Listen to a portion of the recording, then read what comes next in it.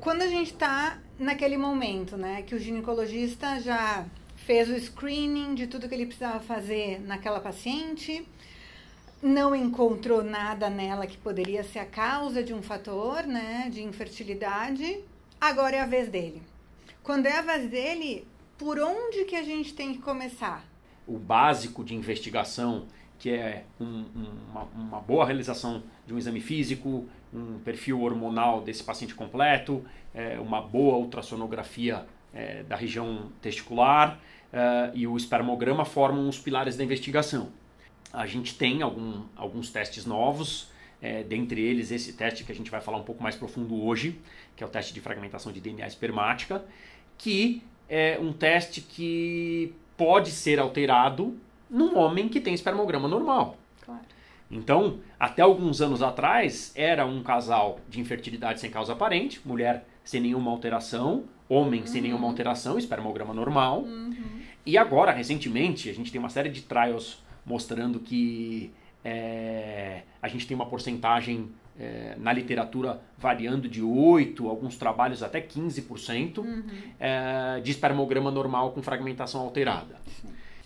O exame de fragmentação de DNA pode ser feito de várias maneiras. Ele é um teste de função espermática. Existem outros testes funcionais espermáticos. Claro. Talvez no mercado em breve a gente tenha testes novos relacionados a radical livre de oxigênio. A gente tenha testes no mercado relacionados a metabolômica, lipidômica, proteômica, espermática, que são testes funcionais. Pesquisas todas andando, né? Relacionadas à funcionalidade do esperma. Ele pode ser realizado de algumas maneiras. Algumas dessas maneiras são maneiras que requerem um custo de investimento inicial muito alto. O túnel com a citometria de fluxo é um exemplo. O SCSA também. Não é fácil e não é de fácil reprodutibilidade. E eu diria que você ter um teste de alta reprodutibilidade, um custo que não é tão elevado e que você consegue expandir pelo país, para qualquer clínica, para qualquer laboratório menor, realizar, eu acho que aí está na grande vantagem do Alosperm, que hoje eu acho que é o teste mais feito no mundo. Sim, né? Ele é um teste de alta reprodutibilidade, custo muito justo, aceitável. Acredito que em pouco tempo ele já é um teste que vai ser feito de rotina, atrelado ao espermograma. Os laboratórios que fazem o exame os laboratórios mais específicos da área, fazem o exame já há 5, 6, 8 anos aqui em São Paulo, mas agora os laboratórios grandes de análises clínicas gerais, os grupos grandes perceberam que é um exame que vai passar a ser obrigatório. Talvez com o tempo seja um exame que já entre no rol. No rol, né? Dos planos de saúde. Dos seguros médicos, dos planos de saúde. Mas eu diria hoje que as grandes vantagens dele são essas. Reprodutibilidade, custo. Com certeza. Ele não vê o número de células que uma citometria de fluxo e que um SCSA analisa. Ele é operador dependente, claro. Eu diria que como duas desvantagens. E isso é muito importante, né? Porque, em teoria, é um teste fácil que qualquer um poderia fazer. Mas como é operador dependente, precisa de treinamento para um bom diagnóstico. Sim. Né? O laboratório consegue amarrar isso dessa maneira. Ele pode amarrar de outras maneiras, que é trocando lâminas entre laboratórios. De maneira que o teste se torne confiável. Claro. É um teste que veio para ficar. Principalmente, como a gente disse, porque existe uma porcentagem de homens com o teste alterado com o espermograma normal. Então é aquele casal que era visto antes como aborto de fator feminino, qualidade embrionária desejável por fator oocitário. E até, Conrado, eu vou me lembrar que faz alguns anos já que a gente se conheceu, mas bem no início do nosso relacionamento profissional, teve um caso assim entre nós, né? O casal vindo aqui, nunca tinham feito uma consulta antes com o Uro, eu encaminhei pro Conrado, e o Conrado acabou encontrando, então, né? Uma frag super elevada. acabou tendo que operar, né, de varicocele. E aí, claro, depois de um tempo de tratamento e tudo, o casal conseguiu engravidar naturalmente. E hoje tem, né, seu bebê, mas aí, depois então de uma série de pesquisas, né, no casal para ter sucesso. Acho que a medicina reprodutiva que a gente enxerga no futuro é uma medicina reprodutiva onde, a partir do momento que cada um dos braços vai ficando mais complexo, a investigação e o manejo vai ficar impossível que seja tocada por um profissional único. Com certeza, né? Porque ela vem verticalizando de uma maneira que a medicina reprodutiva que eu encaro no futuro como de qualidade, logo de cara, na primeira vez, os dois pilares vão ser analisados, né? Mas e aí? Quando a gente tem uma frag alterada, sim, quando a gente tem um espermograma que não é lá grande coisa, né? Como que a gente vai chegar com esses resultados e tratar, né? O que o uro vai fazer? Quais são as expectativas de que se a gente tem um resultado muito ruim ou se a gente tem um resultado ruim, as melhoras, né? Eu posso esperar uma melhora melhor? Qual o tempo dessa melhora? Como que é mais ou menos isso para a gente saber? Vamos falar o que está associado a uma fragmentação de DNA alterada ou elevada, um exame ruim, alterado.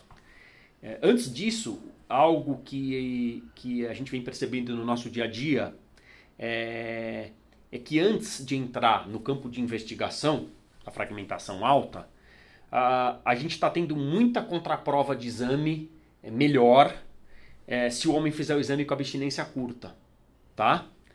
Às vezes o paciente acha estranho ele ter que fazer mais uma coleta, que é trabalhoso, claro. Não é fácil fazer uma coleta de sêmen, mas quando a gente explica que talvez uma nova coleta com abstinência curta evite toda uma investigação ou eventualmente até uma abordagem, claro. A gente está tendo resultados surpreendentes. E falando de abstinência, quais são, hoje em dia, vou lá fazer o primeiro exame, quantos dias de abstinência seria o correto? Então, os laboratórios gerais, se você pegar os laboratórios grandes em São Paulo, todos os pedidos de exame escrevem assim, de 2 a 5, tá?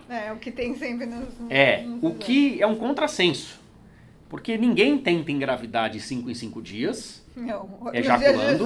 Hoje, impossível. Então essa é uma fotografia que não condiz com a realidade, claro. o sêmen que ficou na vesícula seminal 5 dias, e a gente nota que mesmo quem fez o exame com 2 dias, e a gente pede uma contraprova com horas até, essa fragmentação, em muitos casos, ela vem mais baixa, tá? Isso antes de entrar no território da investigação. A gente pergunta claramente quanto tempo foi a abstinência, a gente tem 2 trials recentes, um fazendo ejaculação de 24 em 24 horas, com uma redução aí de 20% na fragmentação, e um outro trial bastante interessante que pede para ejacular de 24 em 24 horas e uma ejaculação 3 horas antes do exame. É difícil, não é fácil o paciente ejacular às 6 horas da manhã e depois ejacular às 9, mas nesse que ejaculava 3 horas antes, com uma melhora de até 50% na fragmentação. Nossa, tem muita mudança. Então, de rotina, hoje a gente pede uma contraprova, se a gente pegou um exame errado, que hoje é o tema da nossa conversa. Pegou um exame alterado, feito num local de confiança, e ele está alterado, eu de cara sugiro uma contraprova. Tá?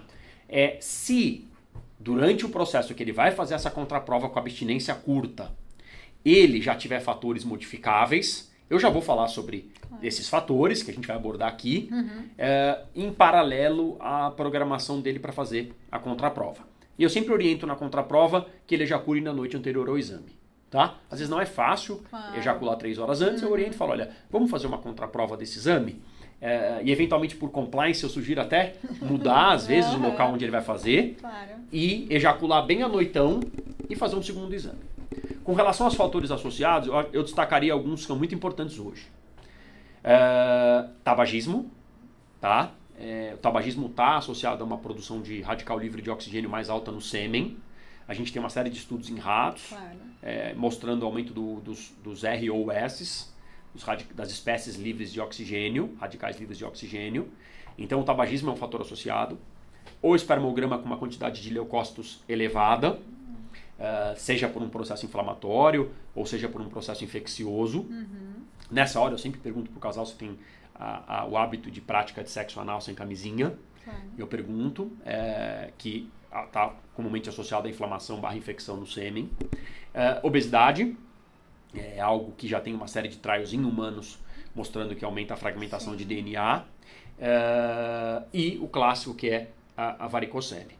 Eu acho que hoje, se a gente colocar nos dedos de uma mão, a gente deixa o tabagismo, as infecções / inflamações, a obesidade, o uso de corticoides e anti-inflamatórios. A gente teve um caso recente agora de um paciente com uma doença reumatológica usando sulfa para dor, que ficava muito bem do ponto de vista de dor. Claro, curava uma coisa, mas... Só que a fragmentação de DNA super alterada, ele acompanhou isso de perto, porque ele é dentista, e foi ver se a sulfa tinha algum efeito para fertilidade. Na bula da sulfa, nenhum, mas a fragmentação de DNA super elevou durante o tratamento com a sulfa e parou a sulfa, a fragmentação de DNA voltou ao normal. E último, a varicocele. Então, 5 dedos da mão, obesidade, infecções e inflamações, tabagismo, medicações e varicocele. E varicocele, né?